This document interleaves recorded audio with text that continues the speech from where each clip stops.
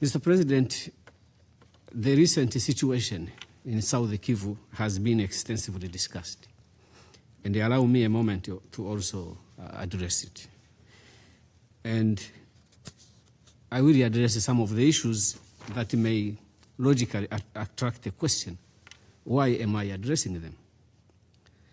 But there is a background to that.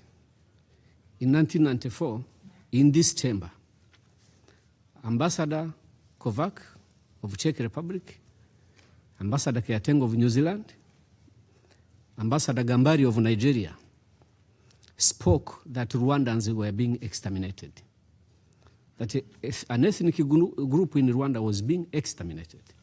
They had never been to Rwanda, but they discharged their responsibility, confronted denial and silence that was taking place in this chamber to call the genocide for what it was as it was happening in Rwanda. So I'm here today and I survive today because those courageous diplomats discharged their duty. I wanted to do it. The situation in South Kivu and the general situation obtaining after the Washington Agreement is a collection of many situations. The ceasefire that was repeatedly broken by the DRC government, that not only broke the ceasefire, but announced they would never stop attacks. Air attacks are offensives too. Even as the diplomatic tracks move forward, the situation on the ground in South Kivu continues to deteriorate in ways this council cannot morally or legally ignore. Over the past year, and in reality since 2017, the Banyamulenge, a Tutsi Kinyarwanda-speaking community of the DRC, have endured a well-documented, systematic, and escalating persecution. I just wanted to address this area alone, among many things that put it together cause the situation we are in. Allow me to highlight just a few incidents which are part of this sustained and systematic campaign of persecution of the Banyamulenge Kinyarwanda-speaking Tutsi ethnic group. Since 2017, more than 85% of Banyamulenge villages in South Kivu were destroyed. An estimated 700,000 cattle, which is their economic lifeline, were raided and killed. On August 25th of 2025, Wazalendo militias and FARDC issued a 10-day ultimatum demanding that all Banyamulenge leave Uvira or be killed. The ultimatum further prohibited them from accessing markets, water points, and other essential means of survival.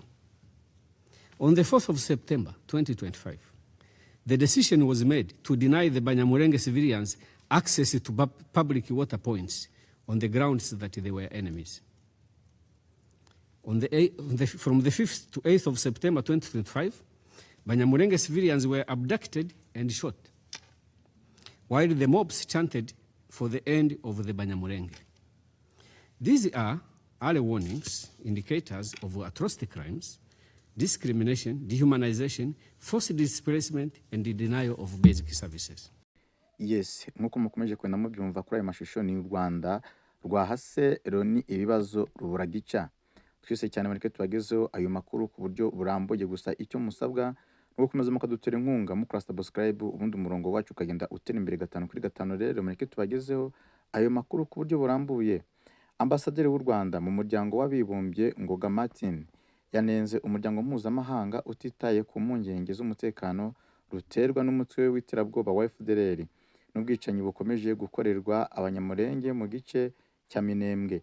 Yatanze ubutumwa ku itariki ya 12 Ukuboza ni ku munsi w'ejo kwa gatanu 2025 ubwo ibihugu bigize akanama ka Loni gashinzwe umutekano byaganiraga ku mirwano imaze iminsi ihanganishije AFC M23 n'ihuriro ry'ingabo za Repubulika Iharanira Demokarasi ya Kongo mu bice biri mu kibaya cya Rusizi mu ntara Kivu y'Amajyepfo. Ambasaderi Ngoga yatangaje ko iyi mirwano yatewe no kurenga ku gahenge kw'ingabo za Repubulika Iharanira Demokarasi ya Kongo, iz'Uburundi, imitwe ya Wazalendo, umutwe w'iterabwoba wa FDLR n'abacancuro, kandi no kandi ko na mbere hose leta ya Repubulika Iharanira Demokarasi ya Kongo yigambye ko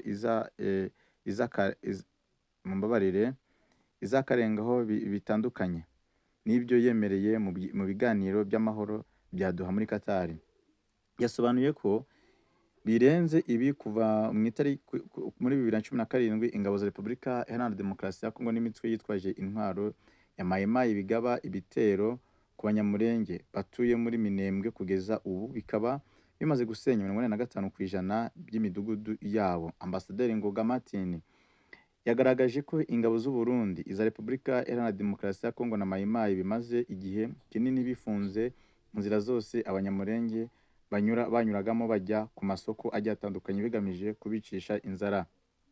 Nk'uko yakomeje abivuga, ibitero by'indege na drone n'intambara ku midugudu y'abanyamurenge n'inkambi bahungiyemo mu bice birimo Mikenke byakajije umurego muri uyu mwaka, ariko umuryango mpuzamahanga ntacyo wabikozeho kandi warabimenyeshejwe. Ati hagati ya Werurwe n'Ukuboza uyu mwaka aha hantu hagabwe ibitero 15 by'indege. Nta muntu uri kubivuga. Undi munsi nzishimira ko twazabwirwa ko ibi bitabaye. Nge na bamwe mu bagize aka kanama ku giti cyabo twagaragaje ko iki kibazo twabigaragarije muri iki cyumba nta cyakozwe.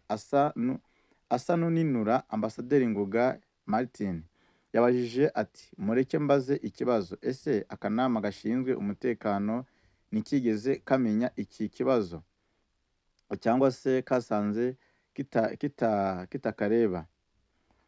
Ku kibazo cyo muri Kivu y'Amajyepfo dukwiye kwibaza uko byari bimeze mbere y'imirwano iheruka. Ambasaderi Ngoga yavuze ko u Rwanda rushyigikiye ko ubusugire n'ubwigenge bw'ibihugu